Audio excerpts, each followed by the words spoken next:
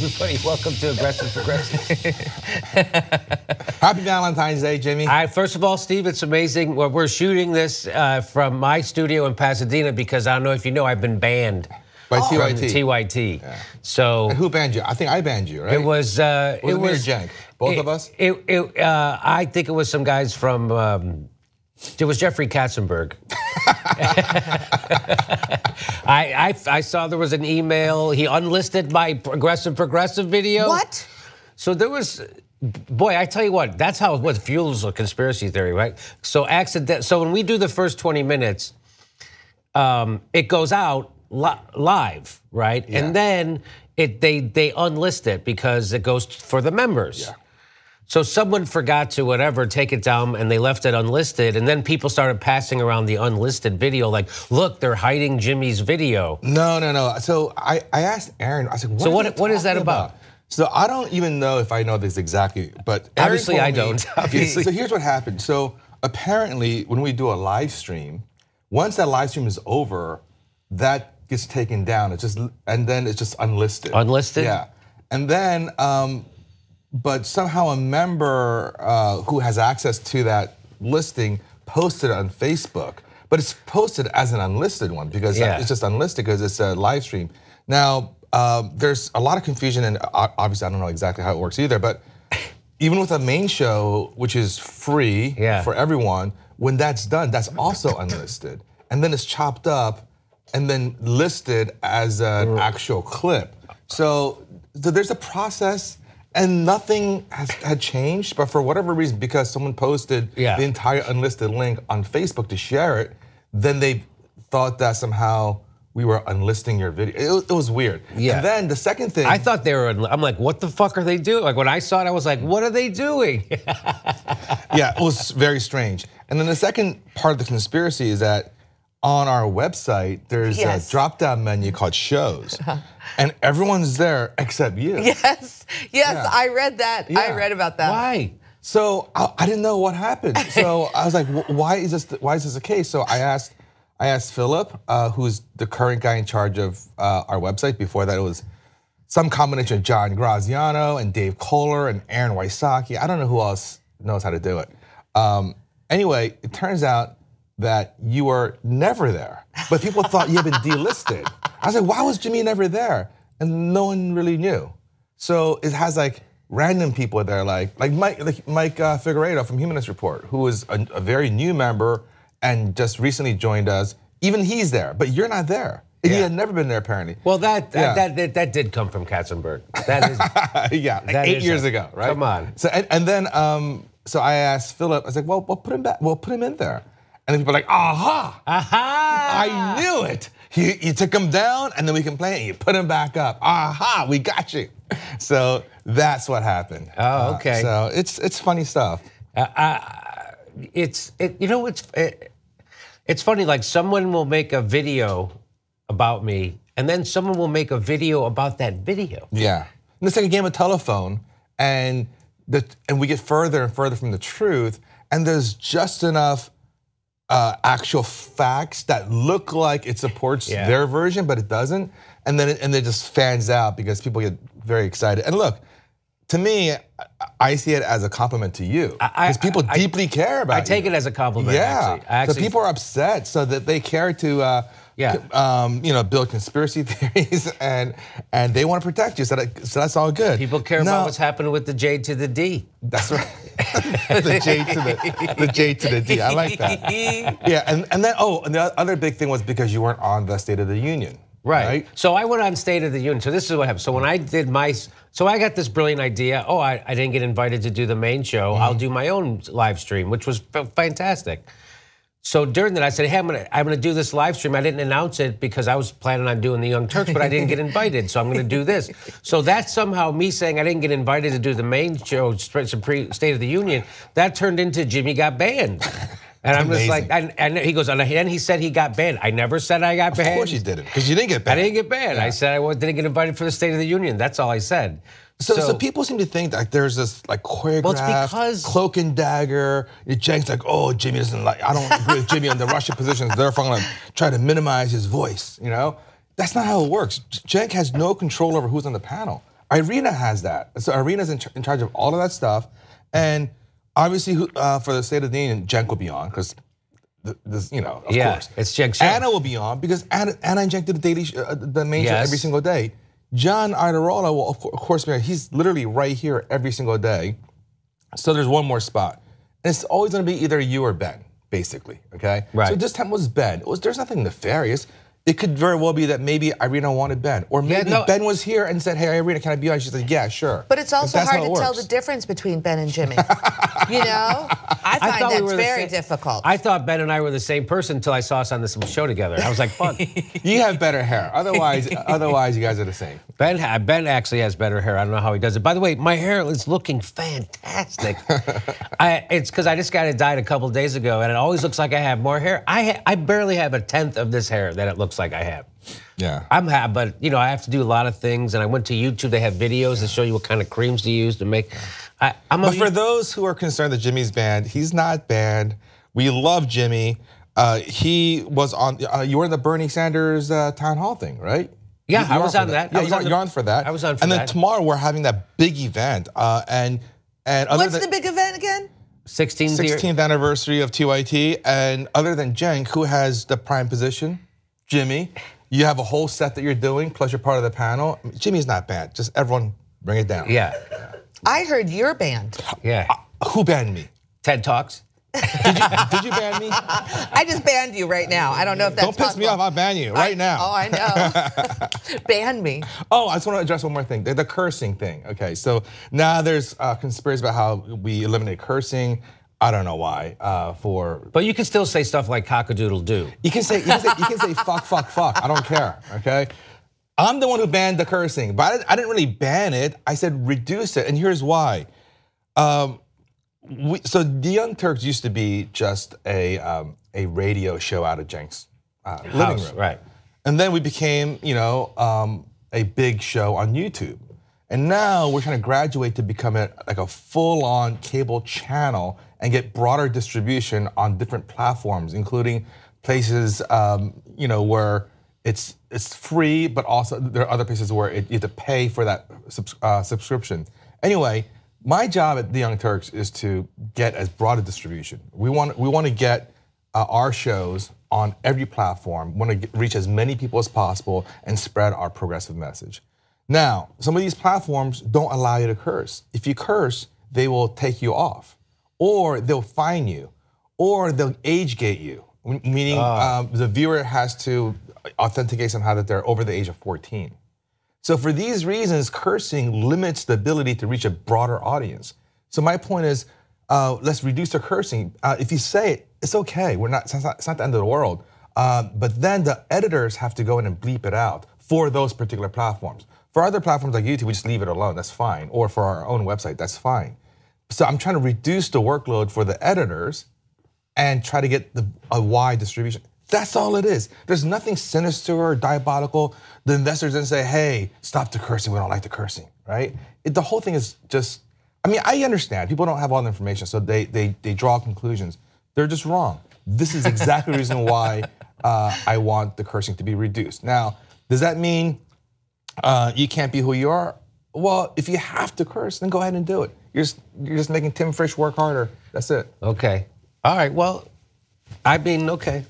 Anyway, I'm all right. I'm good. Hey, I'm happy with it. So now that hopefully we clarify some of these controversies, scandals. I get on a rant and I get, things happen, and if I swear, Jimmy, how many times have we had a conversation off air where I said I don't ever want to neuter that passion. I don't want to rein it in. I want you to be who you are. So if you're in the middle of a rant and you drop some F-bombs, that's okay. Okay. That's okay. All right, but you can say Dick Nixon and you don't have to. Have to bleep that. He was a president. I think you just say Dick straight up. That's fine too. I think you might actually. Yeah, I think you can say. Really? He's being such a dick.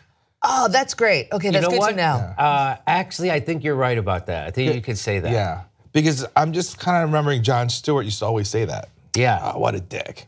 And that's Comedy Central. That's just regular cable. Right. Yeah. You can't curse. They bleep out the F words, but he gets away with a lot. Right, yeah. I know you can't say asshole, right? They'll bleep the whole part. So often I found out doing radio. Or the ass part. that that often, not always, but often they'll bleep hole. Because you can say ass, but you can't say ass with the word hole connected. Isn't that funny? So ass is okay, but hole is okay. You put them together, not okay. I saw actually a really funny video on Facebook about, I think it's a Danish or Flemish comedian. He has this whole bit on the word ass and how the word ass is the most confusing word in the English language. Because you can say sometimes ass has no meaning. Like, you know, gosh, that guy's such a dumb ass. It just means that he's dumb. The ass doesn't add anything, right? He's such a chump ass. He's just a chump. The ass has nothing to do with it, right? Yeah. And he goes, but it could also mean the opposite. You can say things like, yeah, you can come over to my house today, my ass, which means, no, you can't come to my house, right?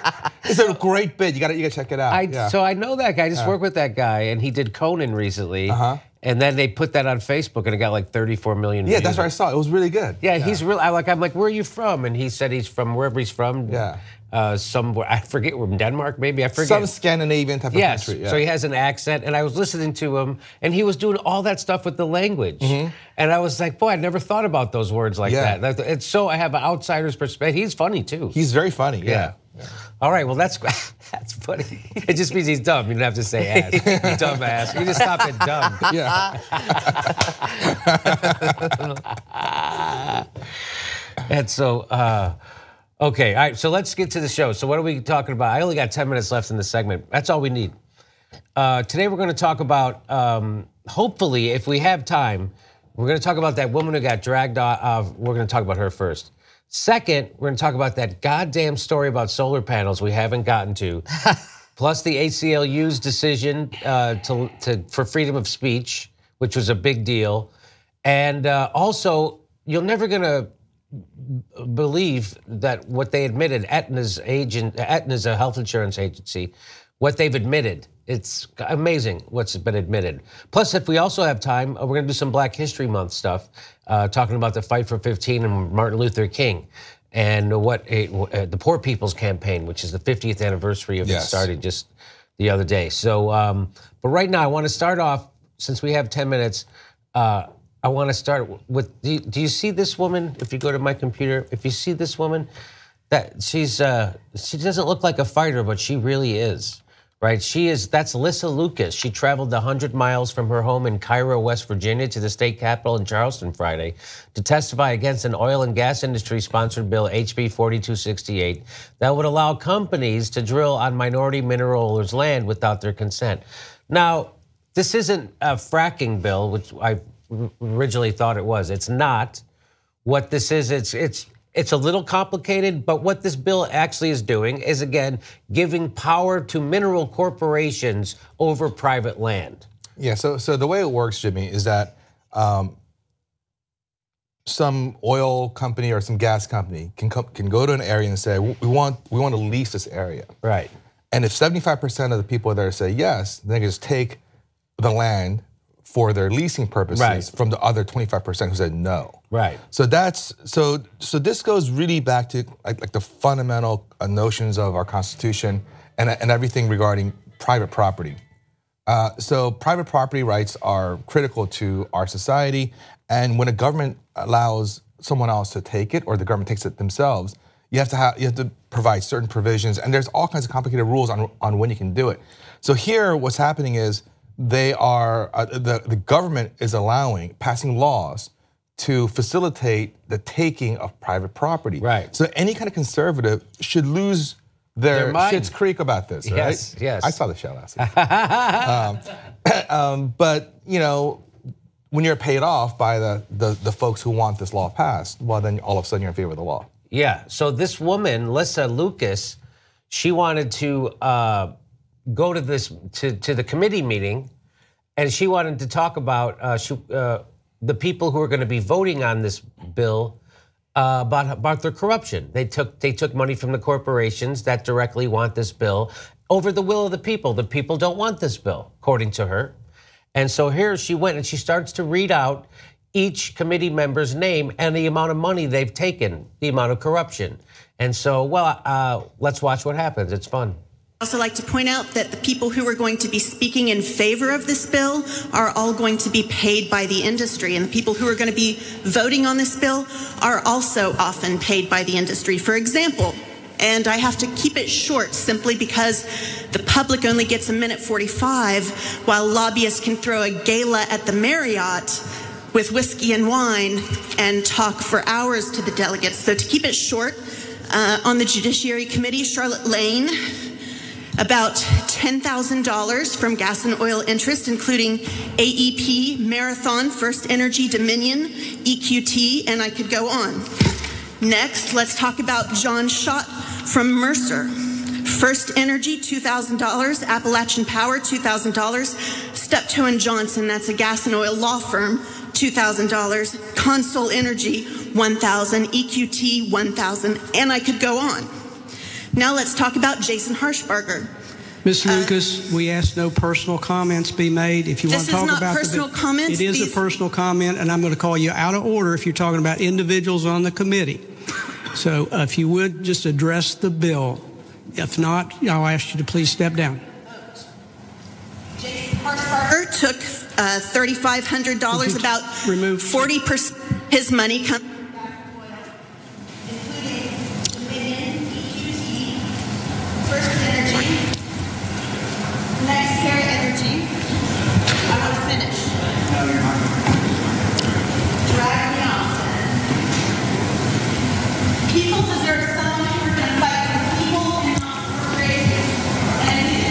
So that's how they deal with someone who's telling the truth about corruption in West Virginia. And who is the guy who threw her out? It's this guy here. His name is John Schott. There he is. That's the guy who had her. And so that's him trying to suppress inconvenient truths, right? That's a citizen speaking at a committee meeting in public, at a public, and he's letting that person know, we don't work for you. We work for the oil and coal and the gas and frack. We work for the corporations.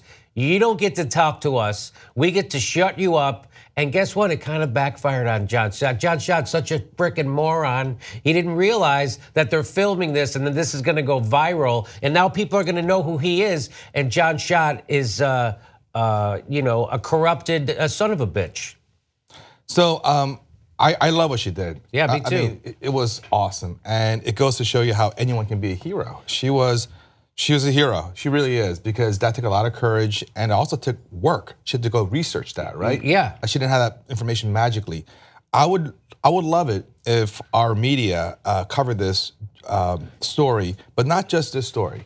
Every time there's a vote in the Senate on some bill, they should have a segment that says, well, these Congress people got paid this much, and that's what and they also voted in favor of the people who pay them. Let's make that part of our regular course of news reporting. That way, it's very transparent, and people can see exactly why votes are done the way they are.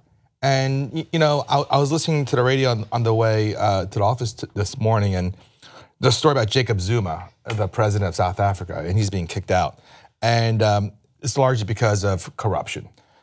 They call it state capture when that's a term that they use to describe politicians who are paid off by special interests. It's called state capture because that's exactly what it is. Here we call it lobbying. What does lobbying mean, right? We call it other euphemisms, influencing or whatever. It's state capture. You are capturing the state, whether it's the state or the national state. You're capturing it with dollars. That's exactly what's happening here, and she's exposing it. Yeah, and well, Steph, go ahead. You want to say something? I think what you have to do when you look at something like that, first off, the next time I speak at a public forum like that, I'm going to bring two fascists with me to move me off the stage, because that's what those guys are. Yeah. They look like they're supposedly these older men who should know better. But first off, that the first man touches her while she's speaking, he wouldn't have touched a man. He was intimidating her by He would have touched a black man. Yeah. Okay, so he would have touched somebody, yes, so the voiceless, all right? So that people have less power, basically. Yes, and that I think that first off, the first man comes and the second man moves her microphone. The red light is now on because they're letting her know that she can't talk. I'm so excited for you, John Schott. I am so excited that you've made this great impression on America. And good luck to Lissa. Yeah. Because that is the kind of person that we want in office right now. Yes. So anyways, I look at them as a bunch of fascists, neoliberals, and it's just awful and good I don't think for they're Lissa. neoliberals. I think they're just regular fascists. Yeah. There's two kinds, but that one's a regular fascist, probably conservative. This West Virginia, I do think they would have touched anyone with less power, whether even a poor white person, a poor white guy. They just don't care. And if it's a woman, it's easier for them to manhandle. Yes. her. I agree. But they would have manhandled anyone. In that case, I guess they didn't manhandle her that badly in terms of like being rough with her. But they clearly silenced her, and that's what they do. They silence any kind of dissent, and they're gonna call her a terrorist, I'm sure. Yeah, right? Oh, she's an economic terrorist. You know that. Literally, that's what they'll do. Go ahead, Steph. I would have said, why are you touching my boob? Ha! That's my go-to. So, Hey. Sorry. My bad. You're banned. Yes. all right, so I actually interviewed Lissa yesterday on the Jimmy Dore Show. And if you'd like to see that interview, go to youtube.com/the Jimmy Dore Show. You can see that interview with her. She's very interesting. She lives in West Virginia, and I don't know how rural. I'm gonna guess rural West Virginia because I asked her to Skype. She's like, we don't have internet good enough. I can go to town tomorrow and we could Skype. And I was like, wow, they're really rural. So she's also running for state senate in West Virginia, Lissa Lucas. So support her. Now we gotta go. The first segment is over. If you want to see the rest of the show, go to youtube.com/ what the fuck? That's sort of his passionate moment. It's okay. Don't worry about it. You don't have to promote it. Yeah, people know. TYTnetwork.com/members live if you're already a member, and TYTnetwork.com/join if you're not. That's it. I don't know why I just said YouTube, but we'll be right back in 1 minute with all those other stories.